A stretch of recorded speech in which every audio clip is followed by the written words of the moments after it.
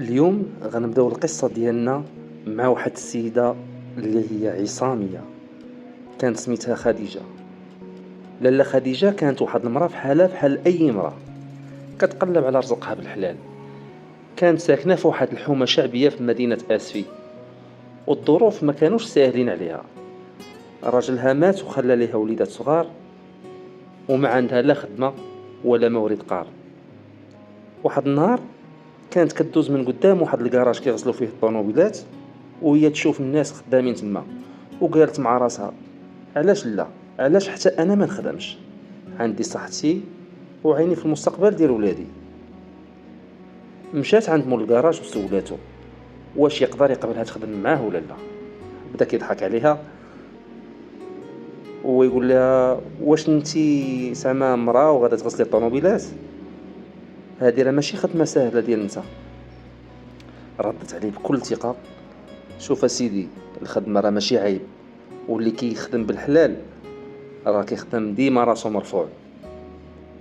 ما عجبهاش الجواب ديال هذاك خاينه، ومشات دارت واحد الطوموبيل قدام دارهم في الحي ديالهم. جابت الماء والصابون وبدات كتغسل الطوموبيلات للناس في الحومه. في الاول كانوا كيضحكوا عليها، ولكن مع الوقت ولاو الناس كاملين كيجيو عندها، حيت خدمتها نقيه وكتخدم بضمير. ولات معروفه في الحومه بلاله خديجه ديال الطوموبيلات.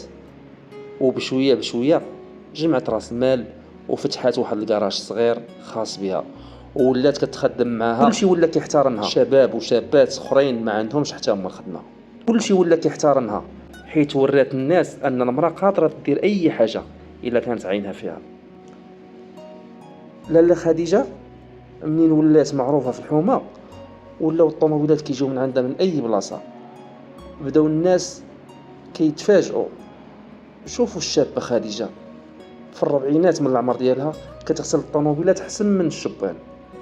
كانت كتكون النهار كامل وهي واقفه في الشتاء وفي البرد، في الصيف والشمس، ويديها ولاو كيحرقوها من كثره الماء والمواد ديال التنظيف، ولكن عمرها ما تشكات.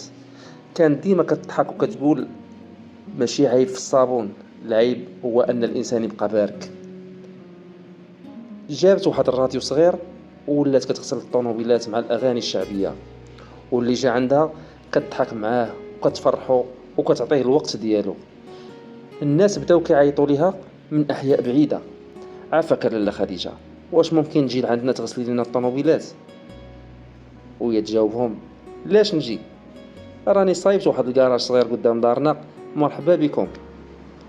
في واحد النهار جا عندها واحد الراجل لابس مزيان مأنتك، وهو يقول لها: لاله خديجه، انا راه من شركه كبيره ديال السيارات، وسمعت بيك وسمعتك راه ولات كبيره، بغيت ندير معاك واحد الشراكه، نحلوا واحد السونتر ديال التنظيف ديال الطوموبيلات ونتعاونوا كاملين.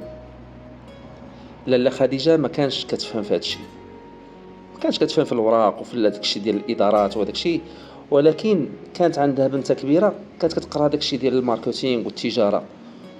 داروا مشروع منظم وسموه شركه خديجه كلين. ولات خديجه كتشغل اكثر من 10 ديال الناس من ولاد الحومه، الشباب اللي باركين وما خدامينش، وحتى البنات اللي كانوا عاطلين على الاعمال. ولات كدير حتى تكوينات للصغار: تعلموا تخدموا بروسكم، ما تسناوش شي ايد اللي تعطيكم، صنعوا يديكم بوحدكم. وبقات الحومه ديالها فخوره بها. الصحافه جات صورات معها ودارت معها في واحد القناه حوار خاص، وقالت فيه: انا ما درت حتى شي حاجه اللي هي خارقه، انا بديت المشروع ديالي من الزيرو، وما بغيتش نطلب، بغيت نعيش بكرامه. خاصك تخدم وتنوض كل صباح بوجه ضاحك حتى لو كانت الدنيا مسدوده في وجهك. وهاد القصه ديال خديجه ولات مثال لكاع امراه اللي باغا تستقل وتعيش بعرق جبينها، عوض انها تمشي لشي حوايج اللي انها تخرج للطريق وتمشي للفساد وداكشي. نتمنى القصه تكون عجبتكم وانكم ديروا متابعه.